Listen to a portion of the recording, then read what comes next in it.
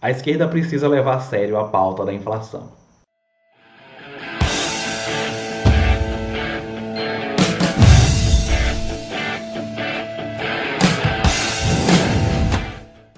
No Brasil, pelo menos, historicamente, a esquerda trata com certo desprezo a questão das variáveis macroeconômicas, né? A questão do equilíbrio macroeconômico. Então, há um certo desprezo para variáveis como inflação, câmbio, estabilidade fiscal, né? Equilíbrio fiscal. Acredito eu muito por conta, né, de que essa pauta é tradicionalmente da direita. Então, a esquerda prefere se preocupar mais com questões de reformas estruturais. Reforma agrária, reforma política, auditoria da dívida pública, enfim. O que me estimula a gravar esse vídeo foi principalmente uma publicação da Luciana Genro no site do PSOL, uma espécie de agenda, né? Agenda de como superar a crise pela via da esquerda. E, gente, para quem lê aquilo ali, né, quando ela começa a tratar de questões como inflação, por exemplo, fica parecendo que não tinham o que escrever, né, mas precisava escrever sobre aquilo porque todo político precisa escrever sobre inflação. Então ele olhou assim e fez, olha, a gente não tem muito o que propor a respeito disso, então vamos pegar as propostas da direita e inverter tudo e propor o contrário. Tá? Pronto, essas serão nossas propostas para superar a inflação. Basicamente, as propostas da Luciana Genro foram controle de preços administrados, né, reforma agrária e redução da taxa de juros. Sim, redução da taxa de juros para combater a inflação. Para quem não sabe o que são preços administrados, são preços controlados pelo governo, né, como petróleo, por exemplo. Quanto a essa proposta, eu não tenho nada a dizer, não tenho nada contra. O problema são as outras duas, né? Há uma confusão imensa entre taxa de variação de preço, que é a inflação, e nível de preço. São duas coisas diferentes, eu vou explicar aqui. Então, quando a Luciana Genro ela propõe reforma agrária para superar a inflação, a ideia é o seguinte, é aumentar a oferta de alimentos para que os preços caiam, né? Ela acredita que, através da reforma agrária, a agricultura familiar vai se fortalecer, os preços dos alimentos vão cair por conta da maior oferta. Bem, vamos supor que isso aconteça, né? Que haja uma maior oferta de alimentos. Acontece o seguinte, inflação é taxa de variação de preços. Os preços dos alimentos não vão cair eternamente, né? Eles vão cair e vão se estabilizar em um determinado nível. Então, para o primeiro cálculo de inflação, vai haver impacto negativo, sim. Os preços vão cair, né? E vai impactar negativamente a inflação, mas na medida que os preços se estabilizarem, qualquer crescimento de preço que acontecer, isso vai ser calculado como inflação. Então, imagina o seguinte, os preços dos alimentos eles caíram de 50 para 30, vamos supor, né? Vai ser computado lá, né, no cálculo do IBGE como a deflação dos alimentos, certo? Só que estabilizou em 30, se subir de 30 para 35, no segundo momento vai ser calculado como uma inflação, porque variou o preço para cima. Então, assim, existe uma confusão entre taxa de variação, né, e nível de preço. São duas coisas completamente diferentes.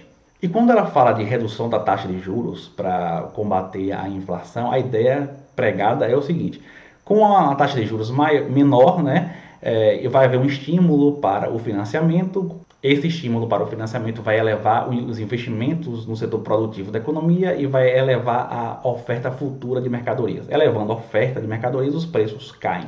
Só que tem duas questões. O nível de investimento da economia não depende somente de taxa de juros, depende também de expectativas, além de outras variáveis, mas depende muito de taxa de juros, sim, mas depende bastante também de expectativas. Então não é garantia, né, de que uma redução da taxa de juros vai elevar a oferta futura de mercadorias. Primeiro ponto. E o segundo ponto é que uma redução da taxa de juros também estimula a demanda.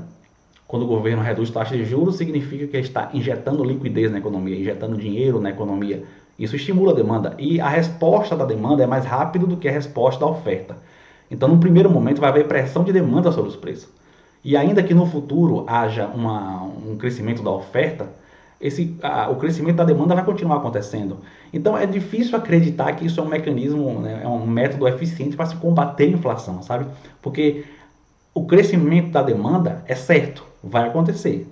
Injetou liquidez da economia, vai aumentar a demanda. Mas o crescimento da oferta pode não acontecer. Então, do ponto de vista da teoria econômica, isso é muito frágil, né? E fica parecendo muito mais desprezo do que falta de conhecimento. Quer se contrapor à direita? Beleza. Mas precisa ter respaldo teórico, precisa ter respaldo empírico. Olha, eu tenho essa proposta, tenho essa aqui. Funcionou em algum país? Deu certo em algum lugar? Quais foram as experiências vivenciadas no mundo em relação a isso aqui? A teoria econômica me respalda em relação a isso? Ideologia não é um fim em si mesmo. pessoal da esquerda precisa aprender isso. E por que que é tremendamente importante que a esquerda passe a se preocupar com o equilíbrio da macroeconomia, com o equilíbrio inflacionário? Porque, gente, inflação prejudica pobre, não prejudica rico. O rico pode se proteger da inflação, o pobre não pode. Como é que o rico se protege da inflação? Ele pega uma parte da sua renda, né, que no caso, como ele é rico, vai ser uma grande parte da sua renda, e coloca em aplicações financeiras que rendem juros. Existem aplicações financeiras que são indexadas à inflação, inclusive, que vai render de acordo com o tamanho da inflação. A inflação aumenta, o rendimento dele aumenta. Então, o rico ele se protege da inflação. O pobre não se protege porque ele não tem o que poupar, ele consome tudo.